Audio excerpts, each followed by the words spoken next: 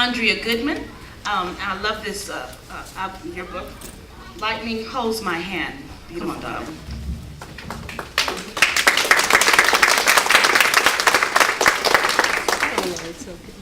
Hello. I first want to thank you, Sybil, so much for reaching over the distance into my life and pulling me here. I felt such a strong, strong magnetic pull.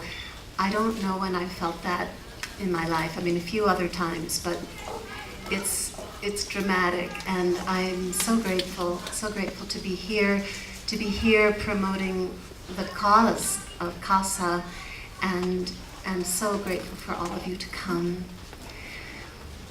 I'm Andrea Goodman, and I live in Maine. I'm here, Sybil invited me to speak about my book, Lightning Holds My Hand, and the topic of my talk is embracing the unknown, so that fits with the topic of Diane's talk as well.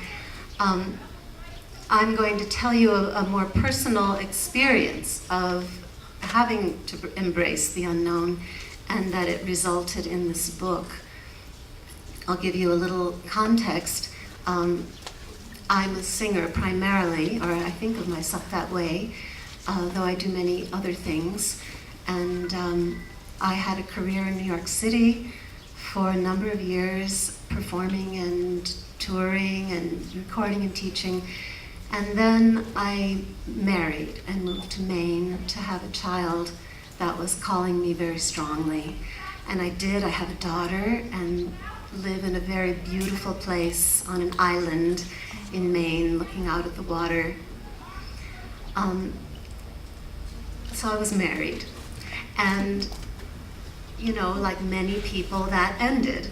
And the way it ended was very shocking for me because, you know, I had made this life together with my husband, and all of it was together. We had just a year before opened a holistic health center together, and we had other practitioners involved. We renovated a building and put everything into it, and it seemed like we were living our dream. And I began to feel extreme fear. Couldn't eat, couldn't sleep, and didn't know why. The only thought was everything's going to fall apart. And I didn't know why, but I was feeling this. And my husband and I had been reading and listening to a lot of channeled material in those days, studying A Course in Miracles and listening to many different people who were channeling. I had never channeled words, but I had channeled sound. The singing that I do using sound for healing is when I hold a clear intention, open myself, and allow the sound to pour through my voice. And I find that anyone can do this, and so that's what I want to share with you here, so that you can carry on that practice here. But I had not channeled words, so I was up in the night, everyone else sleeping, in the middle of January. I had the wood fire going, the electricity had gone off, so it was very, very quiet, and there was only a hurricane lantern for light. And I'm writing in my journal, which I have done all my life, and writing about this feeling of the fear. And I just said, I'm going to see if I can get answers. And my question was, what is happening to me? And the answer that I heard, the words forming in my head, sweet girl, you are becoming your true self. So that was the premise for everything that followed. It was not your husband has fallen in love with another woman and is leaving you. It was, no, you are becoming your true self. And then they said, let the tears flow. Let the tears flow. They're washing out poisons from the past. You are grieving not just your own life, but your mother's life, her mother's life, generations before, other lifetimes in other cultures. You can cry, so please cry. And when I asked this presence, Who are you? I heard, I am the one who walks with you, who witnesses you, who cries with you and comforts you. I am you, and you are I. They had to tell me this over and over and over again, because for me it was very comforting to think that we were separate and that I could ask for help and they would answer, which they always, always did. But then they would say, it's time for you to realize you and I are not separate. I am within you. I am you. I am. You are, we am. It's all one. So it was only 10 days later that I was paying the bills for our center and saw this astronomical phone bill and all these phone calls to a number I didn't recognize after hours, and I confronted my husband and he told me he was in love with this woman. 2 months later he moved out. 7 months later we were divorced. 1 month later they married. It all happened really, really fast and really, really shocking for me. And I was full of fear, full of grief, full of insecurity and anxiety about how I would support myself, how I would take care of my daughter. I was overwhelmed and I felt helpless and I cried an enormous amount. And I want to share with you many of the messages that I received from this guidance. I would write these passages and share them with friends because I was amazed by what came to me, and they would say, could I have a copy of that? And so I knew that it was not just for me. The first thing is that they were always there. Always, always right there. They, it, he, she. I don't have a name. Many people channel certain entities with a name, but my guidance didn't give me a name. If I specifically addressed somebody, like Kuan Yin, the goddess of compassion, she would answer. Or I would address Sekhmet, the powerful lioness goddess from Egypt, then she would answer. But they said, these names are for you, they help you to relate. But we don't need them because we are much too big to fit inside bodies. We are too numerous to count, and we are not at all separate from each other. So what is that? I mean, that's a vast, infinite presence that cannot be defined. I always asked first. I had to ask in order to get the message. I had to say, even if I just said, I'm listening, and then listen. And the answers nearly always came, dear one. Began with, dear one. We are here with you. And then they always encouraged me to feel whatever I was feeling. And they pointed out to me how I was judging myself, how I was judging myself for having a feeling, judging myself for crying, judging myself for not getting over it, judging myself for being helpless. Thinking I was helpless, in fact, was a judgment that I was weak. And they said, you're not weak. You're not weak at all. You're very strong. You're incredibly strong, but you're having a feeling right now of weakness. So have that feeling. Just be weak. Just breathe into weakness and see what that feels like. Just doing that now, it feels kind of like a shiver, like a melting feeling. So then be in that melting feeling. They said, if you're feeling alone, because I would say, there was a number of times I would say I feel so alone. They would say, okay, then breathe into alone. Just be with alone. What is that? What is it to be alone? There's a lot of space around you in alone. A lot of space for you to feel your own vibration, space for you to expand and listen to yourself. Alone by yourself, your own alone, is very different than alone when you're with somebody and you feel shut out or you feel alienated. So claim this alone, let it be yours, and acknowledge that it's rich and fertile. So I would come to them with all these very painful feelings, and they would say, okay, be in the feeling, and we will help you reinterpret it. We'll reframe it for you. And then over and over again, they told me, let go of the story. That's what you said, let go of the past, let go of the story. You're telling yourself a story that you've been abandoned and rejected. But that's just a story. It's not the truth. It's not at all the truth. We have another story.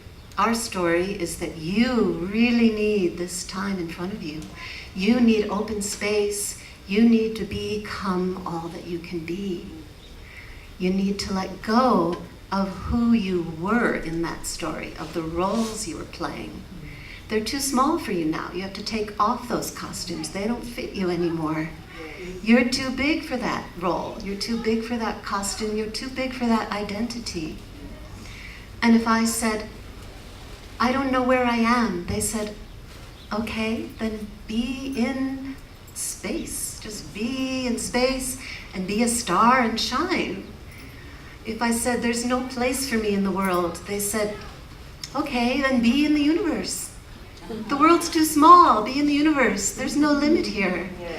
Whatever I came to them with, they took it and they brought me compassion, a kind of compassion I didn't know that I had, because in fact, of course, it was a part of me. And then they said that the way things occur is not the way you think. Because I said, you know, if you knew my husband was going to leave, why didn't you tell me that in the beginning? And they said, oh, now you're doubting us. Now you think we've betrayed you. Oh, well, feel that feeling, and then we'll go on. And they said, I am not the part of you that writes the story. You're writing the story. So that's where the free will comes in. You're writing the story. We walk with you. We go with you, and if you want to listen, we will help you reinterpret the story. But it's just a story. There are many ways to tell it, and we didn't write it. And in fact, in the beginning, it wasn't clear what would happen. In the beginning of this journey, there was the fear, and there was the revelation of what was happening. But we didn't know, he didn't know that he was going to leave. But something in you heard that possibility, and that seed began to grow in you. So something in you also wants this, whether you realize it or not. That these decisions are made not just by one person doing an action and the other being the victim and having to deal with it. Decisions are made in a very complex way, so that it's not even just the two of you, it's also your daughter, even though of course she would not say she wanted it, but now she tells me, I never understood why you were with Daddy. She said, I always thought you would not stay together. But she was 10 when we separated. And then it involves the other people in your life that are waiting for you to grow, waiting for you to be all you can be, because in this marriage, there are ways you've limited yourself and censored yourself in order to make it work. And that's what you do, but enough of that now. And then there are other people involved you haven't even met yet. And I have to just point out that if my husband had not left, I would not be standing here. I would not have felt the pain that got me to write this book, that got me to ask and brought about an awakening. And I would not have put it up on Sybil's magazine, and she would not have seen it and said, oh, that looks like something interesting, and called me. And so I feel all of your souls were somehow involved in my divorce.